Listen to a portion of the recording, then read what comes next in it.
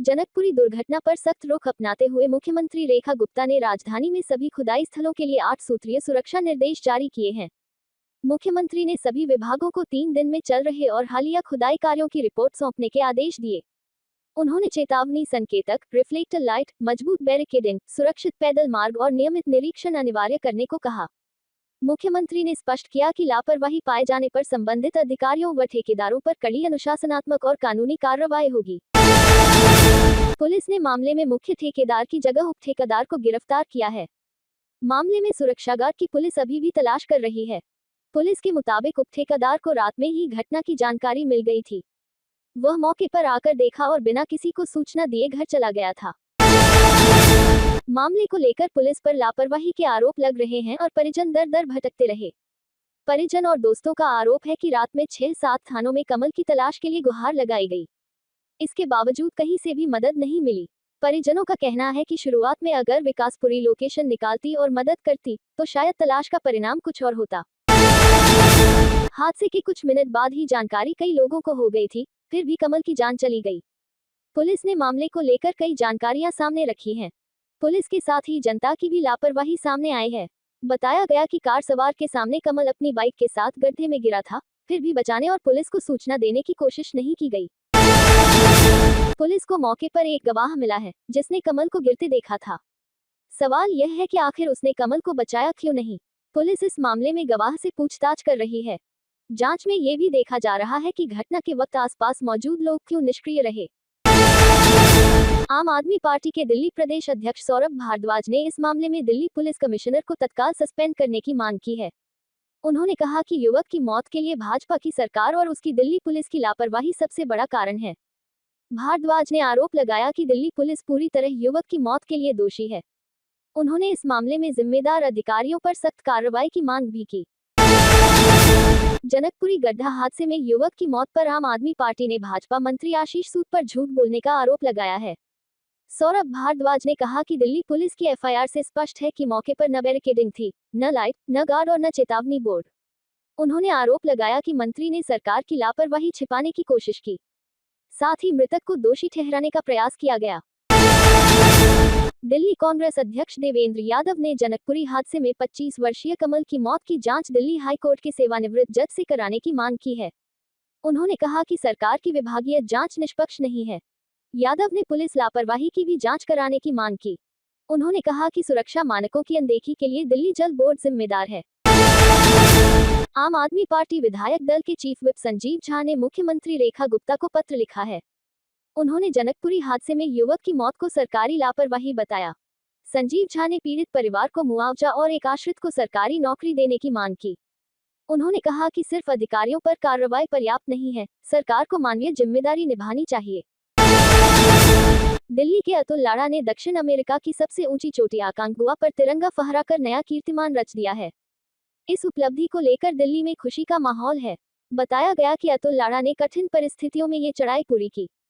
उनकी इस उपलब्धि को प्रेरणादायक बताया जा रहा है। नरेला में यूआर1 फ्लाईओवर को नया रंग रूप मिलेगा।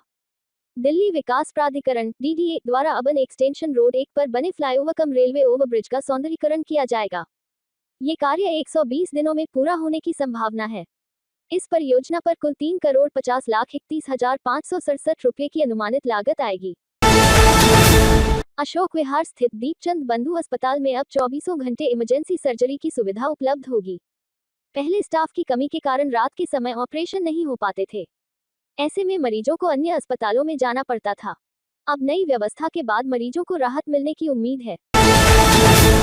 दिल्ली सरकार ने MCD कमिश्नर के वित्तीय अधिकार बढ़ा दिए हैं। अब कमिश्नर 50 करोड़ रुपए तक की योजनाओं को स्वीकृति दे सकेंगे। अब तक कमिश्नर 5 करोड़ रुपए तक की योजनाओं को ही मंजूरी दे सकते थे। इससे अधिक राशि की योजनाओं को स्वीकृति के लिए स्थायी समिति के पास भेजना पड़ता था। यमुना तट पर 2 एकड़ में 2.2 मेगावाट का सोलर कारपोर्ट बनेगा। इससे बिना प्रदूषण बिजली तैयार की जाएगी। इसके नीचे बड़ी पार्किंग सुविधा भी मिलेगी। बताया गया है कि 25 साल तक सौर ऊर्जा से बिजली आपूर्ति होगी और पार्किंग सुविधा भी मजबूत होगी। दिल्ली भाजपा महामंत्री एवं सांसद योगेंद्र चांदोलिया ने केंद्रीय बजट 2026 का स्वागत किया है। उन्होंने कहा कि यह बजट निर्माण उद्योग, पर्यटन, तीर्थ स्थल विकास, मेडिकल टूरिज्म और खेलों को बढ़ावा देगा। उन्होंने कहा कि बिना नए कर के आए इस बजट से मध्यम वर्ग को राहत मिली है। साथ ही कैंसर सहित दवाओं पर कस्टम ड्यूटी घटाना सरकार की संवेदनशीलता दर्शाता है। मुख्यमंत्री रेखा गुप्ता ने मटियाला विधानसभा क्षेत्र में लगभग 400 करोड़ रुपए के विकास कार्यों का शिलान्यास किया। इन परियोजनाओं से सड़क, जलापूर्ति, स्वास्थ्य, ड्रेनेज और नागरिक सुविधाओं को मजबूती मिलेगी। मुख्यमंत्री ने कहा कि पिछली सरकारों ने केवल वादे किए, जबकि उनकी सरकार विकास को जमीन पर उतार रही है। उन्होंने भरोसा जताया कि इन कार्यों से मटियाला क्षेत्र के नागरिकों के जीवन स्तर में उल्लेखनीय सुधार होगा। दिल्ली के निजी स्कूलों में नर्सरी दाखिले के लिए सोमवार को दूसरी सूची जारी की जाएगी। इसके साथ प्रतीक्षा सूची भी जारी होगी।